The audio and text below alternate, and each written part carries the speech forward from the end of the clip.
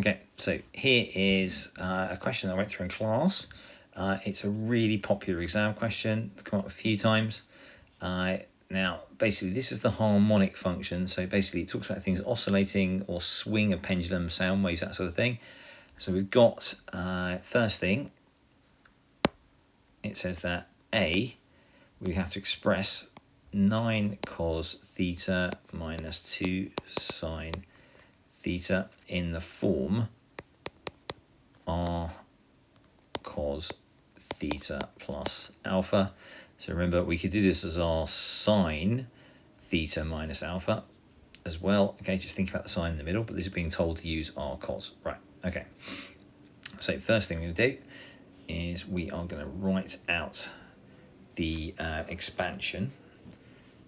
Okay, so if I've got r cos theta plus alpha, that is equal to cos theta cos alpha minus sine theta sine alpha.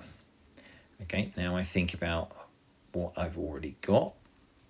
Okay, so I've got 9 cos theta. So that means that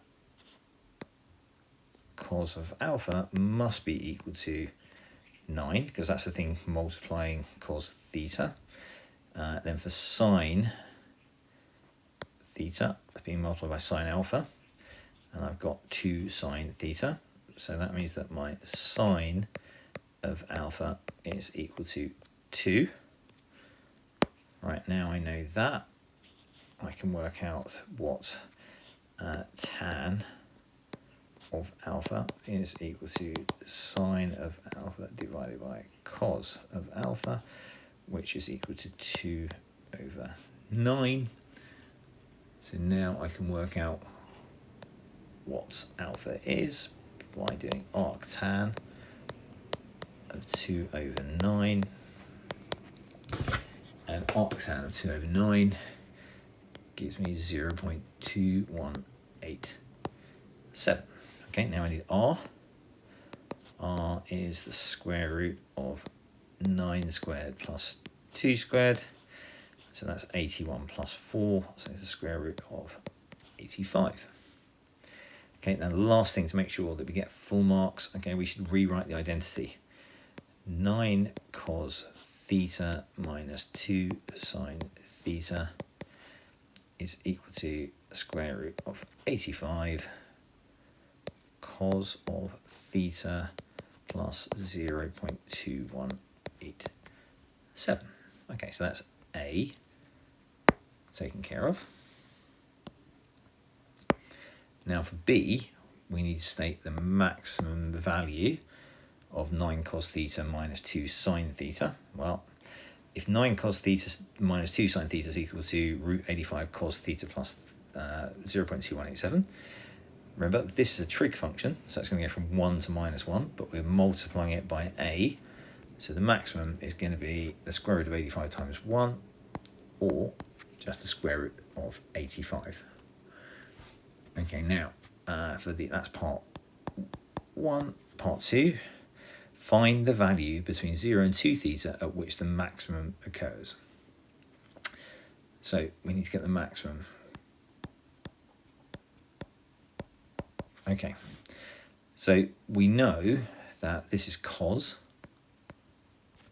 Okay, and we know what cos looks like. Cos looks like that. Okay, but we are shifting it in this direction.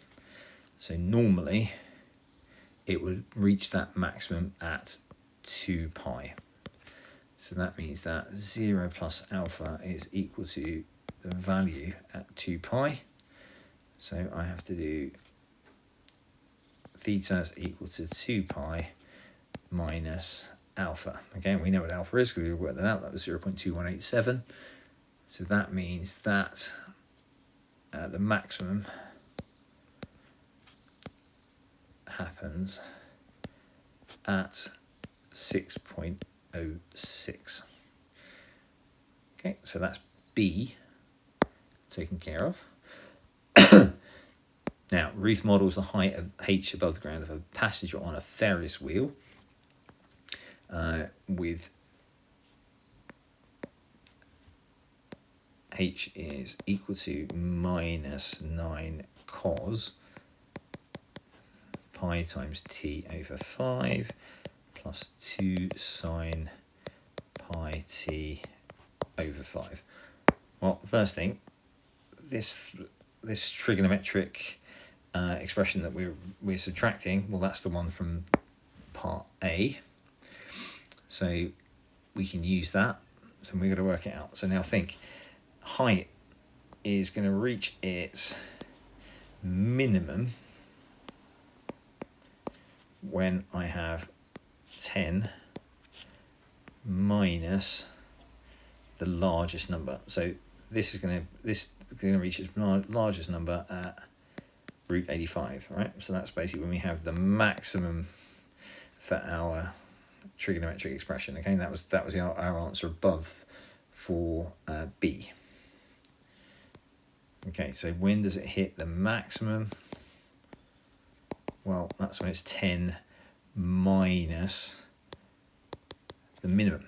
Okay, and as this is a trig, it's the square root of 85 times minus 1. So actually we're adding the square root of 85. Okay, so that's going to give us 19.22 meters above the ground. Okay, so now we need to get to C. Okay, so we've done that one. Boom. Now we get to C. It says calculate the maximum value of h predicted by the model and the value of t when it first happens. So sorry. So that's our maximum height. We know that. Now we're going to work out the t where it happens. Okay, so when it rotates, a whole rotation is 2 pi. So when it rotates twice, it's going to happen over 4 pi. Okay, so h is measured at time. Yeah.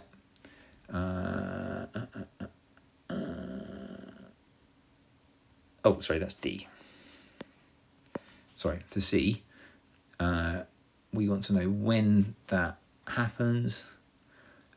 So we need, when does that maximum happen? That maximum happens when our cos function is equal to minus 1. When's that cos function going to be minus 1?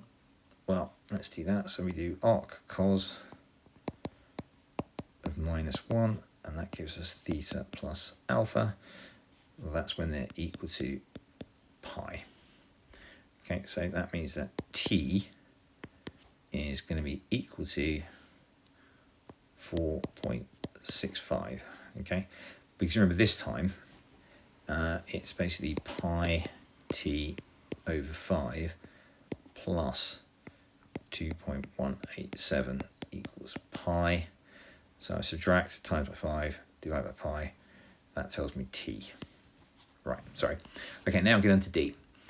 D. Now we've got to find the time for the variable to complete 2 revolutions. Where 1 revolution is 2 pi, 2 revolutions, 2 times 2 pi, which is 4 pi. So again, all we have to do is set our angle, because remember the angle is how far it's rotated, equal to 4 pi. So let's multiply by 5. That means pi t equals 20 pi. Well, I don't need the pi, I need the side. So t equals 20. Make sure in the question it tells you that time is measured in minutes. So our answer is time equals 20 minutes. And that's our last bit taken care of.